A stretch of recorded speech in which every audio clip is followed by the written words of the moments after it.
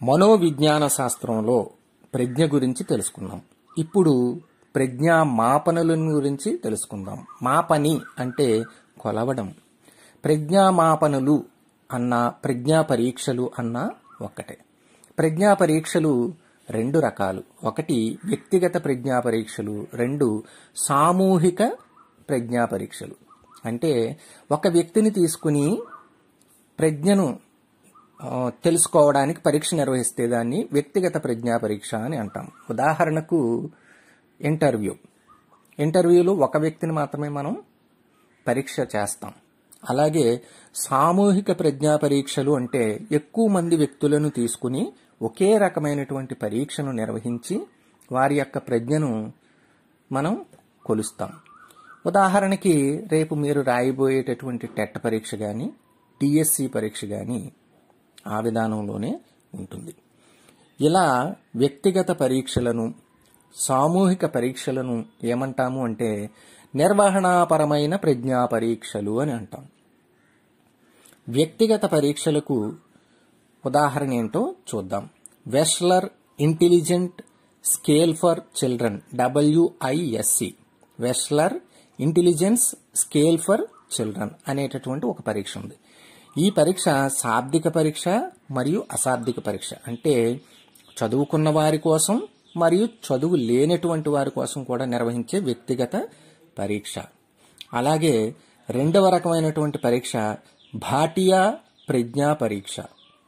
భాటియా ప్రజ్ఞా పరీక్ష అశాబ్దిక పరీక్ష. అంటే ఇది చదువుకోలేనటువంటి వారి కోసం మాత్రమే నిర్వహించేటటువంటి పరీక్ష. సామూహిక పరీక్షలకు ఉదాహరణ చూద్దాం. సామూహిక పరీక్షలు అంటే ఎక్కువ మంది యొక్క ప్రజ్ఞను పరిశీలించే పరీక్షలు. ఇందులో ఒకటి జనరల్ మెంటల్ ఎబిలిటీ టెస్ట్. ఇది శాబ్దిక పరీక్ష, అంటే చదువుకున్న వారి కోసం. జనరల్ మెంటల్ ఎబిలిటీ టెస్ట్ మీకు తెలుసు. RRB రాసేటప్పుడు కానీ BSRB రాసేటప్పుడు కానీ ఈ జనరల్ మెంటల్ ఎబిలిటీ అనేటటువంటి విభాగం ఉంటుంది. రెండవ పరీక్ష army alpha test. Army alpha test కూడా శాబ్దిక పరీక్షయే, చదువుకున్న వారి కోసమే. మూడవది ఆర్మీ బీటా టెస్ట్, అంటే అశాబ్దిక పరీక్ష. ఇది చదువు లేనటువంటి వారి కోసం నిర్వహించేటటువంటి పరీక్ష. భారతదేశంలో 1946 సంవత్సరంలో భారతీయుల యొక్క ప్రజ్ఞను కొలవడానికి శాబ్దిక పరీక్షలను అశాబ్దిక పరీక్షలను రూపొందించిన వారు ఎవరు? డాక్టర్ చందర్ మోహన్ భాటియా. ఈ చందర్ మోహన్ భాటియా అనేటటువంటి ఆయన భారతదేశంలో చదువుకున్న వారి చదువు లేనటువంటి వారి తెలివితేటలను కొలవడానికి ప్రజ్ఞా పరీక్షలను రూపొందించాడు. మనం ముందే చెప్పుకున్నాం, భాటియా రూపొందించినటువంటి ప్రజ్ఞా పరీక్షలు అశాబ్దిక పరీక్షలు అని, అంటే చదువు లేనటువంటి వారికి నిర్వహించేటటువంటి పరీక్షలు అని. శాబ్దిక పరీక్షల్లో బిందువులు, అక్షరాలు, అంకెలు ఉంటాయి, ఎందుకంటే చదువుకున్న వారి కోసం. మనం అశాబ్దిక పరీక్షల్లో చిత్రాలు మాత్రమే ఉంటాయి, ఎందుకంటే వీళ్ళకి చదువు రాదు కదా, చిత్రాలను చూసి చెప్పడం జరుగుతుంది. ఈ విధానంలో భాటియా నిర్వహించినటువంటి ప్రజ్ఞా మాపనిలో కొన్ని ఉప పరీక్షలు ఉన్నాయి. ఆ ఉప పరీక్షలు ఎన్ని అంటే 5. ఆ 5 ఉప పరీక్షల గురించి ఒక్కొక్క దాని గురించి క్లియర్గా తెలుసుకుందాం. ప్రతి ఉప పరీక్ష మీకు టెట్ మరియు డిఎస్సిలో ఇంపార్టెంట్, కాబట్టి జాగ్రత్తగా ఆలోచించండి. ఒకటి course block design test. Course block design test. ఈ పరీక్షలో 10 నమూనా కార్డులు ఇవ్వబడతాయి. ఈ 10 నమూనా కార్డులను తీసుకుని విద్యార్థి ఏం చేయాలి అంటే ఘనాకృతి నమూనాలను తయారు చేయాలి. ఘనాకృతి నమూనాలు అంటే మనకి గణితంలో సమగణము, దీర్ఘగణము అని 2 విషయాలు ఉన్నాయి. సమగణము అంటే పాచిక, దీర్ఘగణము అంటే అగ్గిపెట్టె. ఈ విధానంలో వాడిచ్చిన 10 కార్డులను పెట్టి మనం 10 ఆకారాలను రూపొందించాలి. దీనికోసం టైం కూడా ఇస్తాడు.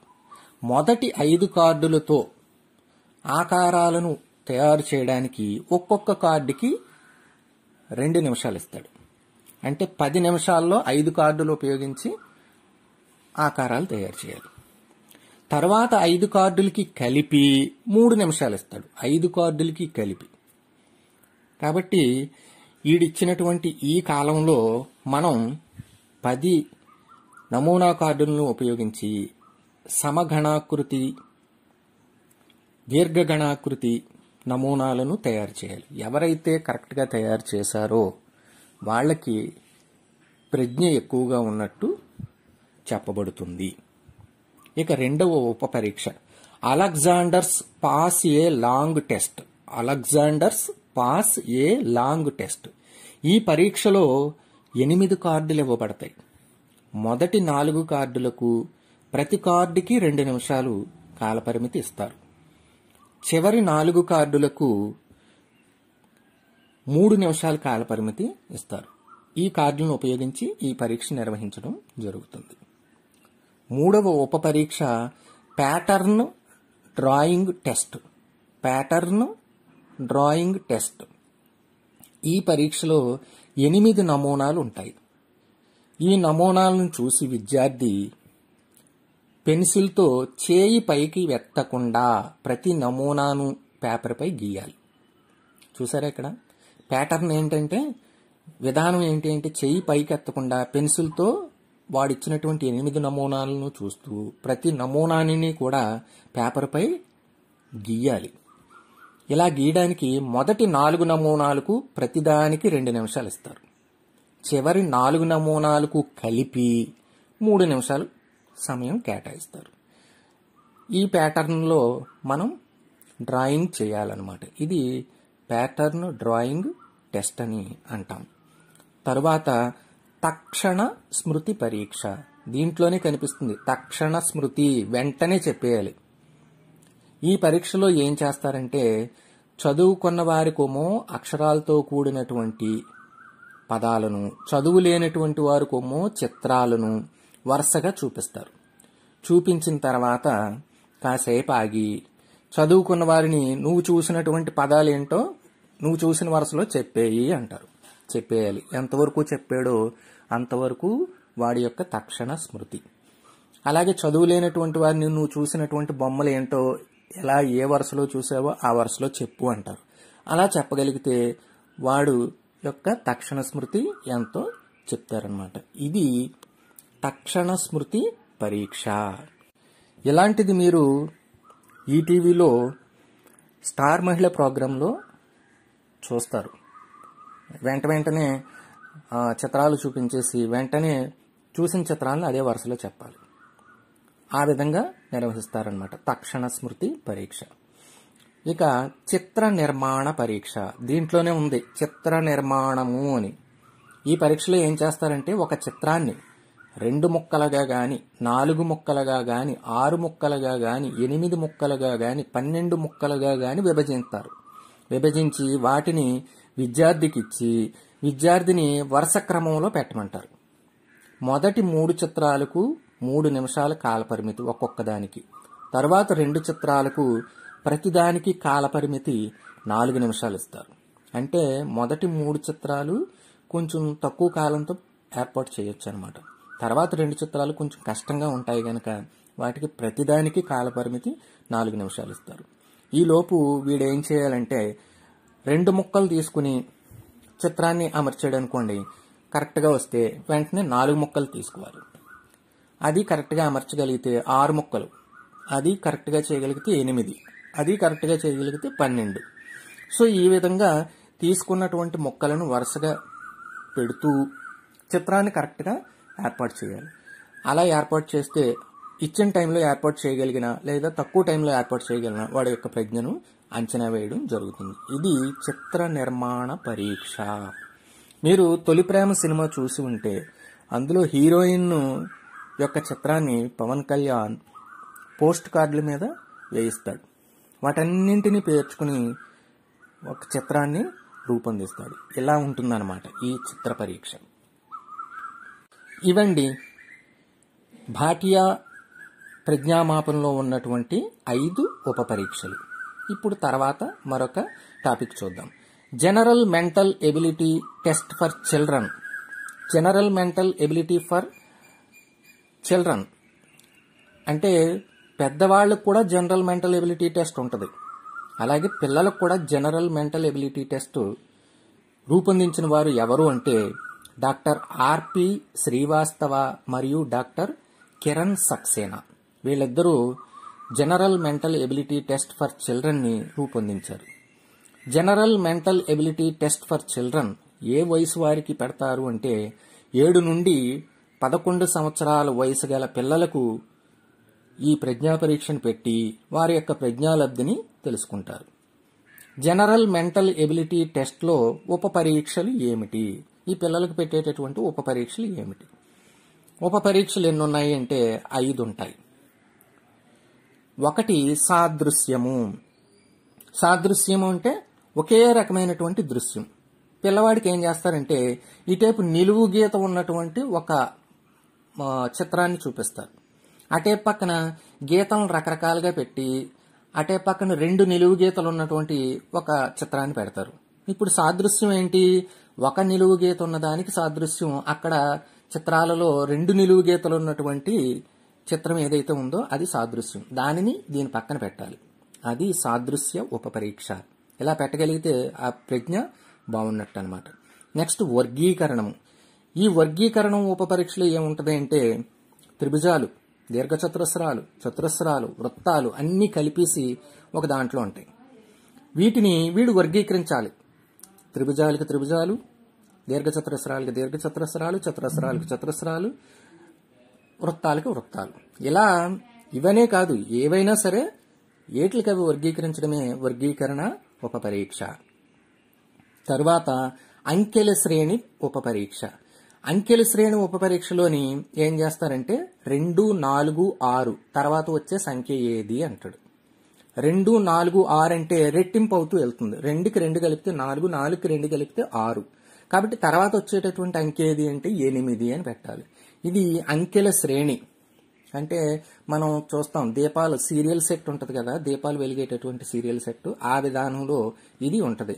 అలాగే మామిడి తోరణం కూడా మనం ఇలాగా శ్రేణిలా కడతాం కదా, ఆ విధంలో ఉంటది అనమాట. అంటే ఒక అంకె విడిచి ఒక అంకె అలా ఈ శ్రేణిని ఎలాగైనా ఏర్పాటు చేయొచ్చు. అంకె విడిచి అంకె పెట్టొచ్చు, అంకె స్క్వేర్ వచ్చేలా పెట్టొచ్చు, క్యూబ్ వచ్చేలా పెట్టొచ్చు.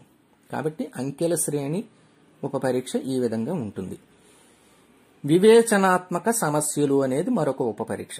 వివేచనాత్మక సమస్యలు అంటే రాము తూర్పు దిక్కుకి 4 కిలోమీటర్లు నడిచి ఎడమ చేతి వైపుకు తిరిగి 3 కిలోమీటర్లు నడిచి మళ్లీ కుడివైపుకు తిరిగి 2 కిలోమీటర్లు నడిచి ఇలా ఒక సమస్యను చెప్పి ప్రస్తుతం రాము ఏ దిశలో ఉన్నాడు అంటాడు. ఇది వివేచనాత్మకమైనటువంటి సమస్య. అలాగే సీతకు మాధురి తల్లి అయితే మాధురికి రాధిక మనవరాలవుతుంది, సీతకు రాధిక ఏమవుతుంది అని అడుగుతాడు. ఇవి బంధాలకు సంబంధించినటువంటి అంశాలు. సో వివేచనాత్మకమైనటువంటి సమస్యలు ఈ విధంగా ఉంటాయి.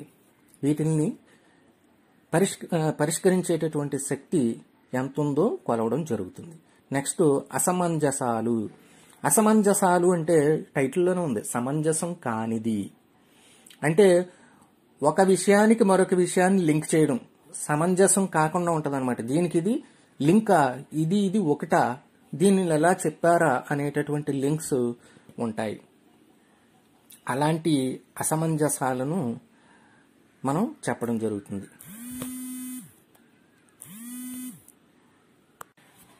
ఈ పరీక్షలో పైన ఒక అడ్రస్ ఇవ్వడం జరుగుతుంది, కింద అదే అడ్రస్ ను పోలిన 4 అడ్రస్లు ఉంటాయి. కానీ పైన అడ్రస్ ను పోలిన అడ్రస్ ఒకటే కరెక్ట్ గా ఉంటుంది. దానిని మనం జత చేయాలి. అంటే మిగతా 3 అడ్రస్ల్లో పేరు గాని లేకపోతే డోర్ నెంబర్ గాని ఊరు పేరు గాని పిన్ కోడ్ గాని ఏదో ఒకటి తేడాగా ఉంటుందన్నమాట. ఇలా జతపరచడాన్ని అసమంజసాలు అని అంటాం. ఈ విధంగా general mental ability test for children లో ఉన్నటువంటి ఉప పరీక్షలు ద్వారా పిల్లల యొక్క మెంటల్ ఎబిలిటీని, ప్రజ్ఞా సామర్థ్యాన్ని గుర్తించడం జరుగుతుంది. ఇవి సాదృశ్యం, వర్గీకరణ, అంకెల శ్రేణి, వివేచనాత్మక సమస్యలు, అసమంజసాలు. ఇవి 5 ఉప పరీక్షలు. తరువాత Raven's standard progressive matrices. Raven's standards progressive matrices పరీక్షలను రూపొందించిన వారు ఎవరు? 1938లో జేసి రావన్ మరియు జేహెచ్ కాస్ట్ మరియు జె రావన్ అనేటటువంటి వారు ఈ పరీక్షలను రూపొందించారు. రావన్స్ స్టాండర్డ్స్ ప్రోగ్రెసివ్ మ్యాట్రిసెస్ ఏ తరహా పరీక్ష? ఇది ఎవరి కోసము అంటే అశాబ్దిక పరీక్షలు, అంటే చదువుకోనటువంటి వారి కోసం నిర్వహించేటటువంటి పరీక్షలు రావన్స్ స్టాండర్డ్ ప్రోగ్రెసివ్ మ్యాట్రిసెస్ పరీక్షలు. ఈ పరీక్ష యొక్క ముఖ్య లక్షణం ఏమిటి? ఈ పరీక్ష దేనికోసం నిర్వహిస్తారు? చదువుకోలేనటువంటి వారికి అనగానే మనకు అర్థమైపోవాలి, బొమ్మల మీద ఈ పరీక్ష ఉంటుంది అని. దేనికోసం నిర్వహిస్తారో చూద్దాం. అర్ధరహితమైనటువంటి బొమ్మలను చూపించి ఊహల ద్వారా వాటిని పూర్తి చేయమనడం ఈ పరీక్ష యొక్క ముఖ్యమైనటువంటి లక్ష్యం. అంటే చదువులేనటువంటి వారికి అర్ధరహితమైనటువంటి బొమ్మలు చూపిస్తారు, చూపించి ఊహల ద్వారా వాటిని పూర్తి చేయమంటారు అన్నట్టు. ఒక బొమ్మ చూపించి దాన్ని పూర్తి చేయాలి. ఈ పరీక్షలో 60 సమస్యా చిత్రాలు ఉంటాయి. 60 సమస్యా చిత్రాలు ఇస్తారు. ఆ 60 సమస్యా చిత్రాలని చూసి కథని పూర్తి చేయాలి ఊహల ద్వారా. ఈ 60 సమస్యా చిత్రాలని ABCDE అనేటటువంటి 5 గ్రూపులుగా విభజిస్తారు. ఒక్కొక్క గ్రూపులోని కూడా 12 చిత్రాలు ఉంటాయి. ఏలో 12, బిలో 12, సిలో 12, డిలో 12, ఈలో 12 చిత్రాలు ఉంటాయి. వీటిని చూసి ఏం చేయాలంటే ముందు ఏ గ్రూప్ తీసుకుంటాడు. ఏ గ్రూప్ లో 12 చిత్రాలని వరుసగా చూస్తూ ఆ చిత్రం చూసి ఊహించి కథని రాయడం అనేది జరుగుతుంది. ఈ విధంగా ఏలో అన్నీ రాస్తే అప్పుడు బికి వెళ్తాడు, తర్వాత సి, తర్వాత డి, తర్వాత ఈ. ఇలా వెళ్ళేటప్పుడు ఏమవుతుందంటే ఏలో సులువుగా ఉండేటటువంటి అంశాలు ఉంటాయి, బిలో ఇంకొంచెం కఠినం, సిలో ఇంకొంచెం, డిలో ఇంకొంచెం, ఈకి వెళ్ళేటప్పటికి పూర్తిగా కఠిన స్థాయి ఉన్నటువంటి సమస్యా చిత్రాలు ఉంటాయి.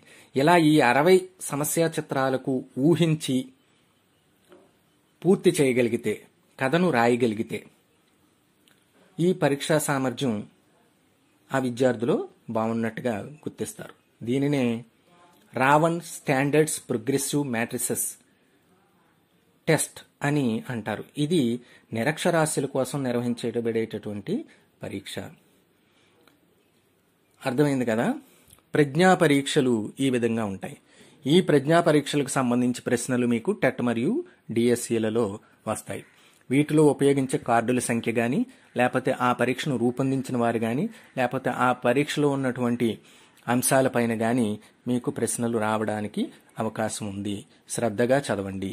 మరొక అంశంతో మరొక వీడియోలో